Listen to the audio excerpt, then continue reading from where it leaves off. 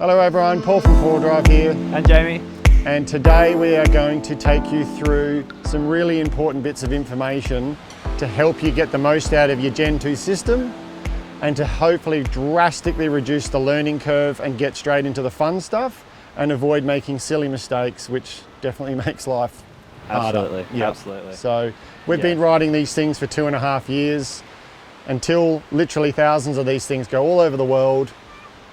We have the most knowledge currently on planet Earth as how to use these. We are not trying to tell you what to do, we're trying to tell you what we've learnt, and hopefully you can definitely take that and put it to good use. Yeah. So, boards. Boards, there's Okay. millions of them. Isn't there just? We got My some here. downwind board. Yeah, what's that one? That's 7, 10 and 115 litres. It's really made for paddling up on the flats Yeah. and on bumps, but the foil drive gets you up real quick on So that. that's a downwind board. Yeah. And it's the biggest of the lot. Then we've got a sort of another downwind board, Sonova, which is a 6.6 by 25, 114 litres. So very similar literage. Much wider. This is a wider board, not a skinny, narrow board. Yeah. So they'll have differences. And then, Stark difference. craziness, this is a 5.8, 30 litre board. It's tiny. It's like a short board, basically. It's a little short board, but it's extremely long, which is in massive contrast to the one down the end. Yeah, exactly. Which is 4.2. 4.2 30 litres. Yeah. So remember that, we're going to come back to that. Yeah, exactly. Then we got a Froth 5.6, 110 litres. Just classic sup. Classic sup. Jimmy Lewis, what's Smaller. that? A 5.0 by 24 by 75 litres. We got And the Superfly. 5.0, 30 litre Superfly. Superfly's 38 litres. 38 litres. 5.0. Oh, okay. Then we got the Sonova 4, That's a 5.0 and that's 42 litres. I think that's a 411. Is it? Oh, Too many boards. it is too. 411. Just 411, an and inch it off. wasn't 38 litres, was it? 42 litres. 42. So 38, 42, and then... And this goes up to like 50 litres, also 411. Yeah, so that's 410, 50 litres. It is So we just 410. went longer but less, shorter but more, shorter again but more. And then this is down back to short but less. That's again 30 4.6 litres by 33 litres. by 33 litres. 4.6.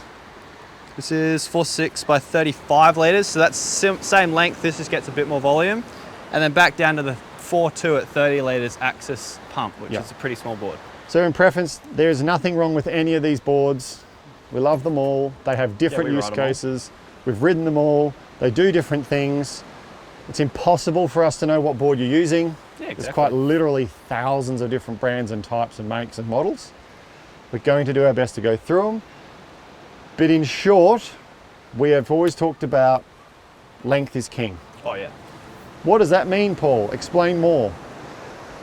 This thing here will catch anything. It will, With like no power required. it'll catch flat water. And it's 115 litres. This thing here, it's the same literage. It's not as long, but it is wider and actually has sort of more, I suppose you could say, A drag. bit more drag. Because it's wider, but it's easier to stand A on. lot easier. Yeah, exactly. But again, you're going to catch pretty much Basically anything. everything. This one, this 30 litre random 5.8 that we got, which is actually a very interesting board.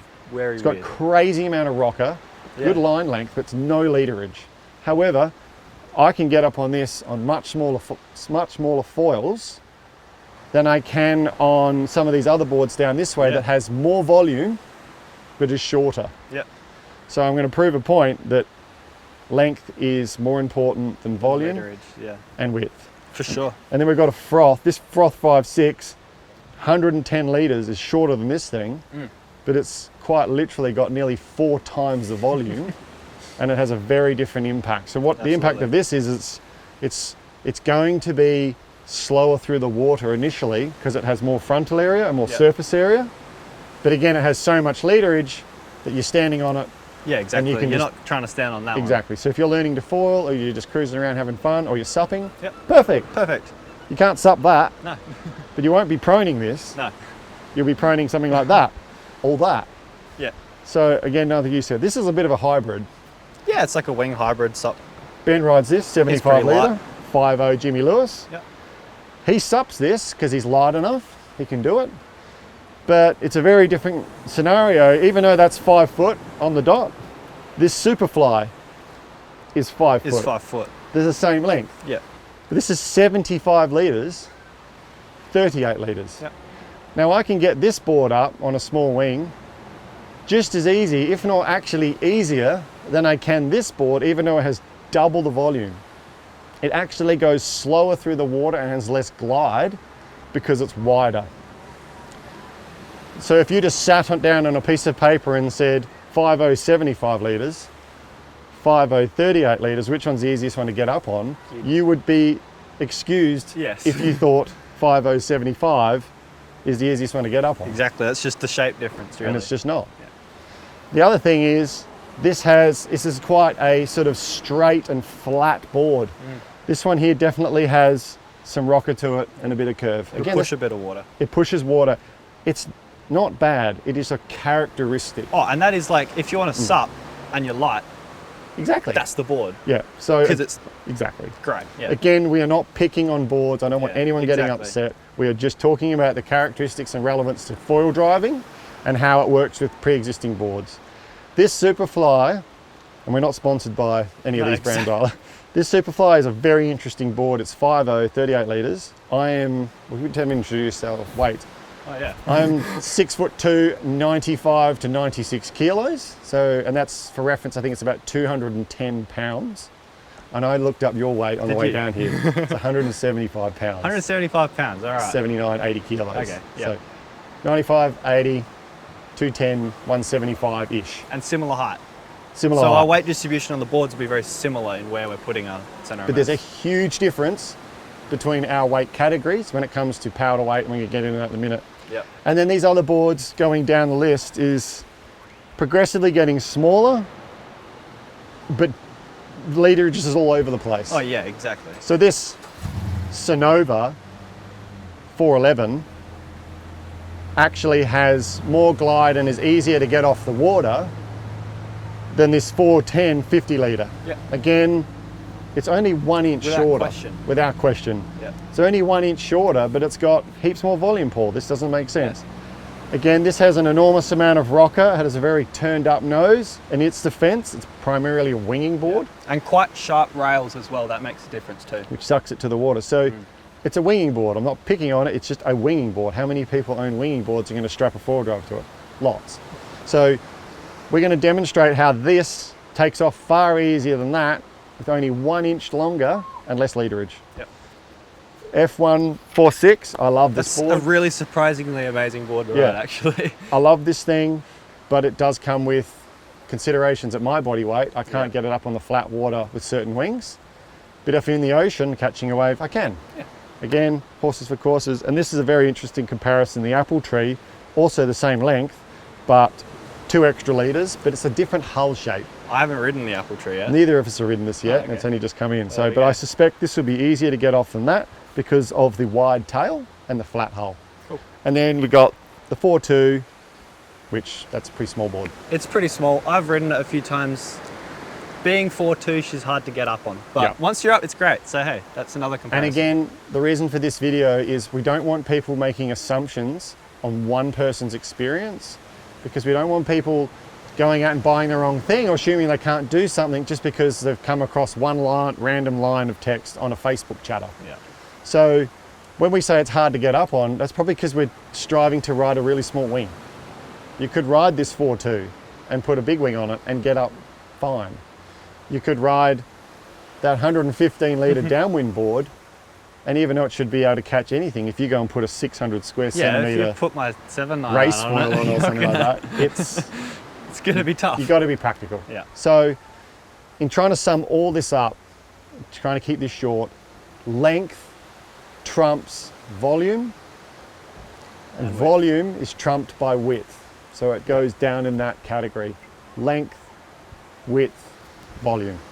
So we're going to start with 2 really good boards that work really well, which is this Superfly, which is very flat. It's a nice flat board, and it's got a really good consistent surface area and not a huge amount of rocker until you get to the nose. It's very flat and a nice wide tail.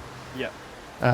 Next in line would be the Sonova. It's the next one Very down. similar. Very similar. Bit higher literage, so we get a bit more like depth in the board. Yep. But again, it's very straight and nice round rails as well. It's got a very so funny it's- shape up here.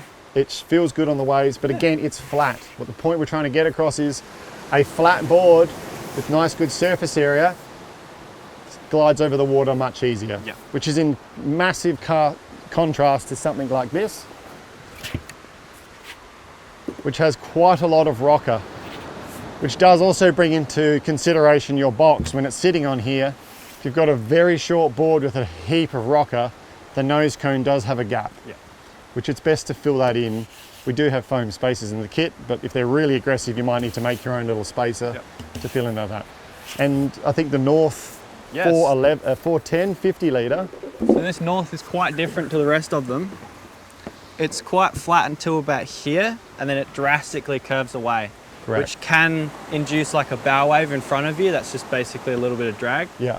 So what Jamie's saying is because it isn't flat from here all the way down, it's a bit of an exaggeration, but Yeah. it's got quite a pronounced and long curve, and it's quite wide. It does tend to want to push water in front of it, which prevents you from getting speed. Yep. Which leads into some of our other topics about getting up on the surface and getting planing speed. And again, this is all in preface, is the further you push towards smaller and smaller wings and pushing the foil setup, the more this has importance. Yep. A lot of what we are going to say has more relevance, importance, the heavier you get. Yes. The lighter you are, the more you're going to get away with. Yep. The more the incorrect technique or not using the right tips and tricks you get away with. Yeah. And your power to weight ratio, the lighter you are, goes up. The more power you have, the easier it becomes. The heavier you are, the less power to weight ratio you have, the more difficult it becomes. And coming back to the same point, the more emphasis and importance on what we're talking about comes into play. Exactly right. Before foil drive, there were boards that were made for different disciplines for a reason. Yeah. They were kind of necessary. Yeah, absolutely. Yeah, so why do you ride that? Because I like to paddle with my arms and get up in almost no swell. So why don't you paddle a 4.6 F1 33 litre prone board on your downwinder? You can't get up when it's that big. Exactly. So these boards, there's nothing wrong with them. They're designed for downwinding and they do a great job. However, with Gen 2, the game's changed. It literally is a game changer. It can change the entire dynamic. Oh, exactly. Like, So we used to downwind these things. Yep. And now, personally, I like to downwind these things. something in here. Yeah, exactly. And it's completely doable. And I think a lot of people globally are going to have the best fun so much fun. ever. Absolutely. But that does come with the responsibility of understanding you need to set up your wings and your board and your knowledge base to make use of this new capability. Absolutely. Because you can't just buy a unit bolted on and then instantly be good at downwinding a 4.8 prone board 2 miles off the coast. It's not the case. So work out what it is you want to do, try and choose the appropriate board, but without confusing everyone, the appropriate board has kind of changed. Yeah, Because you could, if you're competent, you can start riding a prone board, which no one would ever recommend downwinding with, because it just doesn't make sense. Just like paddling up this on the flat water for paddle practice, you're not going to be able to paddle up a prone Something board. you can't even stand on. You don't need a paddle. You just use the board, pull the trigger and get up, and you can on flat water. So use case is a big thing. The only thing to consider is just make sure that your mast track wise, you've got to make sure your board actually has mast tracks. Yep. And the only caveat is if there's a full carbon board with full carbon mast tracks, you may not get signal. Yeah, I know some. I've only ever seen one. Armstrong boards have that. Okay, maybe. You have to check if it's a full carbon board and full carbon mast tracks, which I've only personally ever seen one, which was a brand new Takuma board. Okay. Yep.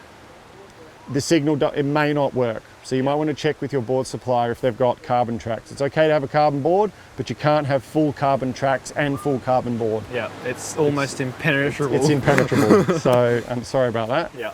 That is what it is. Cool. The easiest board to get signal throughs are fiberglass, Yep. S-glass, E-glass. E-glass, anything glass. Yeah, basically glass is good. They just love it. Yeah. You can have hybrid boards, half carbon, half glass. Yep. Again, they're fine. You can have full carbon boards. Yep, Again, exactly. they are fine, but you do need to use the foam in the tracks Yep. with the full carbon boards unanimously. I just put it in anyway because it helps. Yeah, exactly. It But just makes everything better. with fiberglass boards, they just kind of work regardless. Yep. We're not here to sell boards and gear. We're just trying to make sure that whatever you own or are thinking of buying Gonna work. is going to work, and it gives you some basis to go off from, because I guarantee you people's preconceived ideas as to what works and doesn't work for conventional foiling has not a huge amount of relevance when you start strapping Gen 2 on there, and we don't want people to get misled with old ways of thinking. They need to update their vocabulary on how stuff can work Yeah, when you exactly. do this thing. It's not every day you come out with a brand new product. No, So, it's not every day that this turns up and changes the game, and we're doing our best to educate. So, yeah. cool. All right, see you in the water.